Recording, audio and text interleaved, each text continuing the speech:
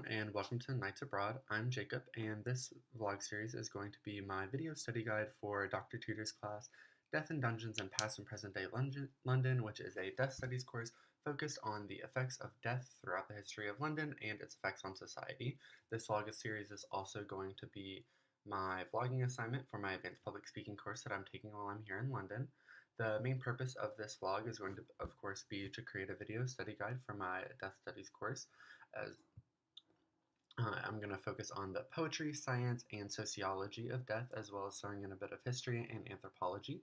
So I'm mostly making this for myself, and the goal is going to be to create informative and hopefully fun videos about death throughout English history, which I know that sounds kind of like a morbid topic, but actually it's really fascinating about why death makes us uncomfortable and a lot of the science behind how we studied anatomy, and you can actually look at art and see like how advanced the study of anatomy was throughout history by how defined the musculature is.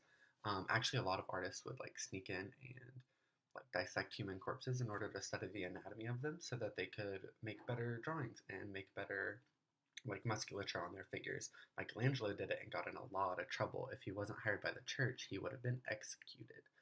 Um, Sorry for the odd little side note. So yeah, I'm going to be talking about the poetry of death. So the elegy was actually created and perfected in England. We were required to have this absolutely massive book on the poetry of mourning for my death studies course. It's a little dry but very informative, so hopefully we get some good stuff out of that. I'm going to be talking about the science of death, so how a corpse decays, the process that it goes through, like the body goes through when it's dying, as well as what exactly happens with the brain, what qualifies as being dead.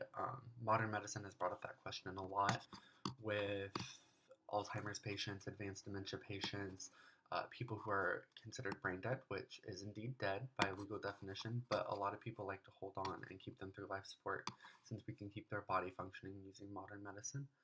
I'm also going to be talking about the implications of death throughout history, so someone dying at an inopportune time and what that caused in history, massive deaths like the Fire of London and the Black Plague, and how those really affected society and how we treat death, which has a much more wide-reaching effect than you might think it has.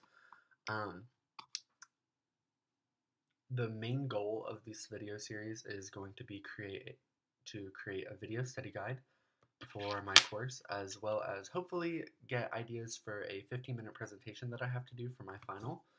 I'm going to measure my success through my grades in both my public speaking course as well as my death studies course, as well as my personal satisfaction with the videos.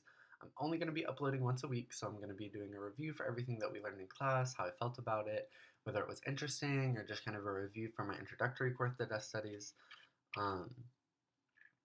It's going to be made with my MacBook Pro and my Note 8 because those are the only things that I have with me in London to record with. They're going to be recorded in my lovely, little cell of a dorm room here. It's about 20 square feet, so apologies if it's hot or sweaty or weird. Also, I have no experience with vlogging or making a video of any kind, and in fact, I hate seeing myself on video. So hopefully this isn't going to be too bad or too awkward, and sorry for any of the technical screw-ups.